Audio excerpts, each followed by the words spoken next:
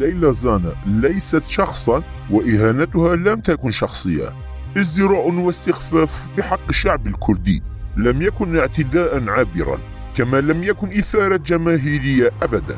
بعد ترديد شعارات بذيئة وشتائم بحق ليلى زانا من على المدرجات خلال مباراة سوماسبور وبورساسبور، أدان الجميع بدءا من نواب حزب آكابا الكرد ووصولا إلى نواب مهبة الحادث، بل حتى ميرال أكشنار الشخصية القومية العنصرية البارزة في سياسة تركيا دعت ليلى زانا وأعلنت دعمها لها. لكن هذه اللغة لم تكن جديدة، هذه العقلية أيضا لم تكن جديدة. هذه الإهانة والازدراء لم تقتصر على ليلى زانا وحدها، بل كانت إهانة وتطاولا على الهوية الكردية. اسم ليلى زانا هنا هو رمز. هذه هي ليلى زانا التي أدت اليمين الدستورية في البرلمان التركي باللغة الكردية، وأصبحت رمزا للتحدث باللغة الكردية وممارسة السياسة بهوية كردية. لهذا السبب كانت الإساءات والشتائم الموجهة لليلى زانا رسالة إلى الكرد.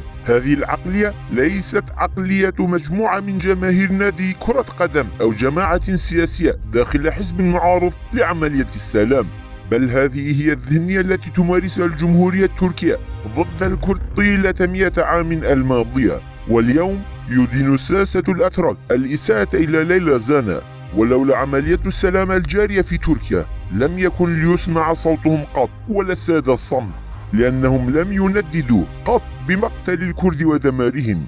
هم ليسوا مؤيدين، بل هم مسؤولون عن عقلية إنكار الكرد.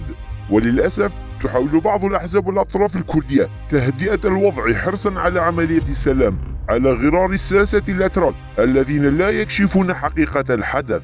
فعلى سبيل المثال دام بارتي الذي يدعي تمثيل الكرد في باكو كردستان تركيا لم يتجرأ على وصف الحدث بأنه هجوم على عموم الكرد، بل حتى لم يستخدم كلمة الكرد إطلاقا.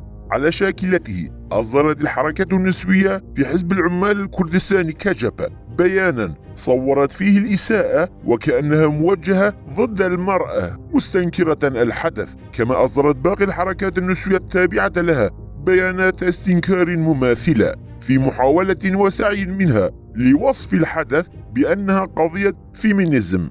كلا، هذه ليست مشكلة نسوية ولا أزمة رياضة، بل هي تهجم على قيم الأمة الكردية والكرد. في 23 أكتوبر وجه مشجعو فنربخشة أيضا هتافات إهانة وإساءة للاعب الكردي دانيس أونداف لمجرد كونه كرديا، بينما التزم دام بارتي آنذاك الصمت أيضا، ولو رفع صوته وكشف عن الإهانة والإساءة التي يتعرض لها الكرد لألقت الرعب في قلب الدولة تركيا. ولما تعرضت ليلى زانا للشتائم والإهانات اليوم، نعم، لو لم يعد دام بارتي هذه الإهانات والإساءات المنظمة والموجهة ضد ليلى زانا وكأنها ضد الكرد ولم يقف بوجهها بشكل صريح، فلن يتمكن من منع المزيد من الهجمات غدا.